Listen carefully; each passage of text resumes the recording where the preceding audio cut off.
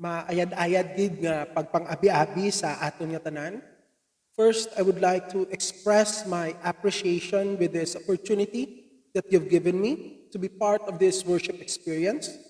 Also, I would like to commend those who have given their time and sacrifice to make this seminary retreat possible, especially to those nga nagpanumdum ka nagbalay gid sang aton tema sa subong nga seminary retreat. I do love the theme, igniting the fervor of a hopeful beginning. Sa pagsindi sang pasigla sa malinaumon nga pagsugod. The word igniting the fervor, for me, is an acknowledgement that because of our current situation, whatever fervor that we have, it has waned or worse, been extinguished. Tungod sang kabugat sang nagahanabo subong sa aton, kung anuman nga kalayo nga nagaindakal sa aton mga kasing-kasing, nagtahaw kag sa iba na patay na inaakalayo, kag kinahanglan sindihan liwat. For me, it is acknowledging the negativity that is happening around us. But far greater than that, it is for us seminarians to know that the seminary is not indifferent to our current situation. That the seminary feel our burdens, that they know what we're going through. What is happening around us today is being felt and heard by the seminary as well.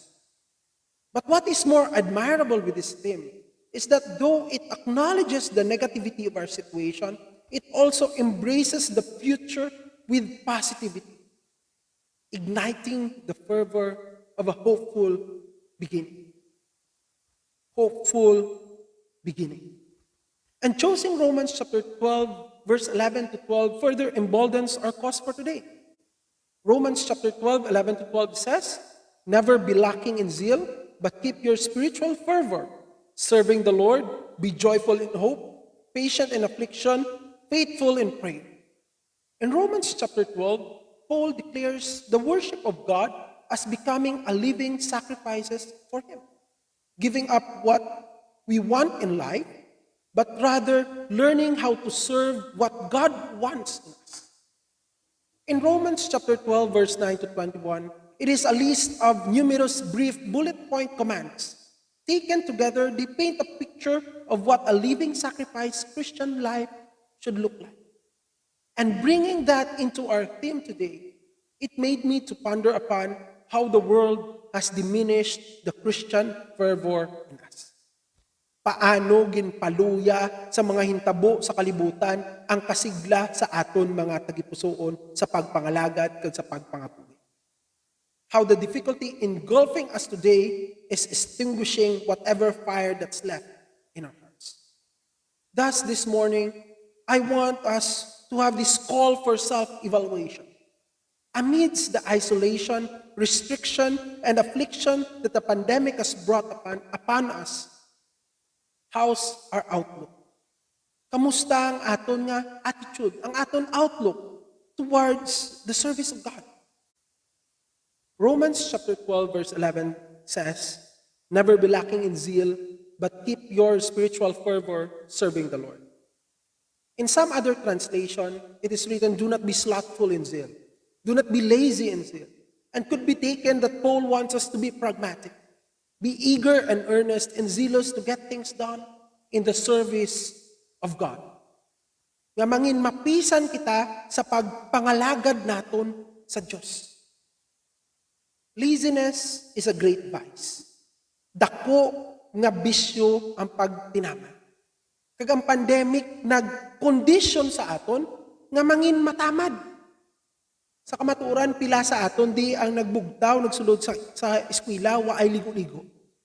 Pila sa aton di ang nagakalit na kay waay nang nagidgani nakabugtaw sa ila mga klase. Pila sa aton di ang haruson na lang magbangon sa aton piligdaan. Many activities sang simbahan gin-cancel, mga bisitasyon ginpaiway, mga hilikoton ginuntat tungod kay pandemic. And if we get comfortable with that setting, we hone that kind of attitude that weakens the zeal in us. Nang tawon tabala ang aton mga performance sa aton pag-eskwela. Sa aton nga pagtuon. Can we say nga nakadala kita sa kadayawan sa pagpangalagad sa Dios pamaagi sa aton mga grado sa eskwelahan? Yes, I tell you this, as a seminarian, it is part of our service to God to study hard, to equip ourselves to be better ministers someday. But this pandemic is cultivating the spirit of laziness among us. Thus, this is quite timely for us. Bring back the zeal, work hard for God's glory. But it is not enough that one must keep the zeal in him. He must also keep the spiritual fervor as well. In other translation, it is said, be fervent in spirit. The word fervent comes from the Latin words fervens, which means boiling. This is exactly what the word means in the original Greek zoentes, boiling in spirit. So the idea is clearly not just to give hard work or efficiency, but we must put the spirit in view, not just the body. Feeling is important, not just the doing. In short, we are called to be passionate in our service to God. Not just hard work, but be passionate about it. Last time, sa amon diri sa Sambag, naanad na kami ni Mrs. nga may mga inadlaw nga hindi kami upod. Na diri ako nagastay sa simbahan, dito siya sa may San Miguel nagastay. Kag sama-sami gina-connect na namo ng isa kag isa pamaagi sa pagtawag, video call, kag mga pag-inistorya nga gamit ang teknolohiya. Pero one time after a prayer meeting, gin-invite ako sa isa ka balay, sa isa ka member dito kami na niyapon. Pagbalik ko diri, I feel so full, busog nga siling ko mampang ko na computer games. Just to unwind myself. No, to let off the steam before ako magtawag kay Mrs. And as I play the game, I was so immersed. It really appealed to my emotion. Do ka kaara kagid sa imo ginampang, do ara kagid sa sulod sang imo ginahimo. Nagampang, wayo kabalo sang oras, dugay mi nanuktok sa simbahan. Pagbalikid ko si Mrs. na, nagsulod sa simbahan, ginbiyahe igali halin sa San Miguel dangat sa may Sambag. Tungod kay man halin alas 8 dangat alas 12, waay gid ako kaagi sa bat sa akong cellphone sa iyang mga pagpanaw. My reason for that event is that I forgot about what's happening around me because I was so focused, I was so passionate sa akong ginaobra. Siling ko kay Mrs. You can't blame me, that's passion. But as I ponder upon it, if we could be passionate on things that does not matter, kung pwede kita mangin passionate sa mga butang nga labay-labay, surely we could be passionate in the service of God. After all, di bala siling naton, gintawag kita sang Diyos. Ang pamalandong sa aton subong aga, nagatulod sa aton sa pagpamangkot. Am I still working passionately in the service of God? Amidst the pandemic, amidst the isolation na nagakatabo sa aton, are we still working passionately in the service of God? Also, Paul's words to the Roman Church does not only call us to look upon our attitude towards service sa aton Ginoo, but also to evaluate our attitude towards our Christian walk. Sa aton pagpanglakaton bilang mga Kristiyano. Romans chapter 12 verse 12 says, be joyful in hope, patient in affliction, faithful in prayer. Again, these are just bullet point commands from Paul, painting a picture of what Christian life should be. And the first command to Christians is to rejoice in hope. Often we want to resist this instruction because it talks about how we should feel, that we should change our attitudes to be joyful. But the idea here is that it is more than declaring ourselves as having reason for joy. It is not a command to be happy, but to have the right perspective on our situation. To have the cause for joy because of the hope that we have.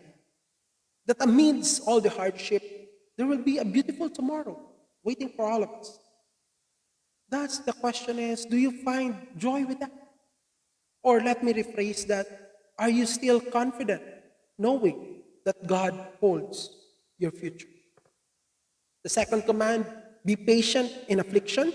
Why does Paul needs to write this? Because it needs to be said. When we are in pain, all we can think is, when will this be over? How long until I feel normal again? Yet, again and again, the command is to be patient. Patient denotes not a passive putting up with things, but an active, steadfast endurance. To remain consistent under pressure. Difficult times do not excuse us to abandon Christian life. It does not excuse us when we cheat in exams. It does not excuse us when we go AWOL. It does not excuse us when we shortchange our students. Thus, again, for self-reflection, do we stay true to our calling despite the hardship around us? And lastly, the last command of Paul, be faithful in prayer. I believe as a seminarian, I need not, di ko kinanglan nga i-expound pa ini sang madalong-dalong pagit. Are you faithful in your prayer time? You know, prayer is the most difficult thing to do. For me, it's the most difficult thing to do. Constant, regular, faithful prayer. Tapos mga muyo sa panyaga, paniudto, panyapon, pamahaw, pabugtaw, pagtulog. But constant, regular, faithful prayer. Setting aside a special time for Him. Just to pray. I am thankful for our teachers ang una, si Ma'am Gal, na tulod gid sa amon nga magpangamuyo permi. Magubra sang devotional adlaw-adlaw para lang nga may tiun kami nga iset gid namon aside for prayer.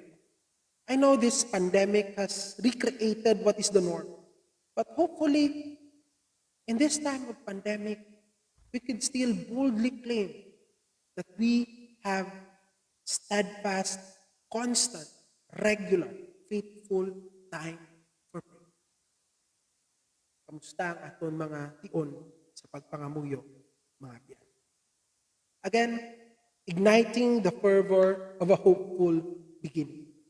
Sa pagsindi, sa kasigla, sa malinaumon nga pagsugod. We all want to ignite that fervor. We all want to have that fervor for a hopeful beginning. And I believe that the spark we need lies within ourselves. Pukawon nato ng kasigla sa aton mismo kasing-kasing sa pagpangalagad sa Ginoo kag sa pagkabuhi sang iya mga pulo. Gani mga utod, tion ini sa pag-usisa sang aton mga kaugalingon. Salamat.